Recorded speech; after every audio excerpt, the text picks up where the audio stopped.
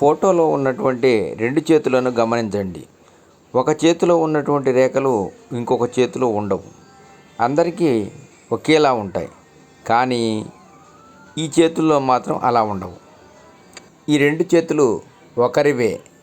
రెండు చేతుల్లో ఉన్నటువంటి రేఖలు సమానంగా పెట్టినా రెండు చిటికెన వేళ్ళు అందరికీ సమానంగా ఉంటాయి. కానీ ఈ చేతుల్లో రెండు రేఖలు, ఆ చేతిలో రేఖలు ఈ చేతిలో రేఖలు సమానంగా పెడితే చిటికెనేళ్ళు సమానంగా ఉండవు. అది ఈ చేతుల్లో ఉన్నటువంటి ప్రత్యేకత. ఎవరికి 99.9% ఈ విధంగా ఉండవు. రెండు చిటికెన వేళ్ళు సమానంగా ఉంటాయి. కావాలంటే మీరు మీ చేతులను గమనించండి. ఒకసారి మీ రెండు చేతుల రేఖలను దగ్గరగా పెట్టి చూడండి. చిటికెనేళ్ళు రెండు సమానంగా ఉంటాయి, కానీ ఈ చేతుల్లో సమానంగా ఉండవు. అదే ఈ చేతుల ప్రత్యేకత.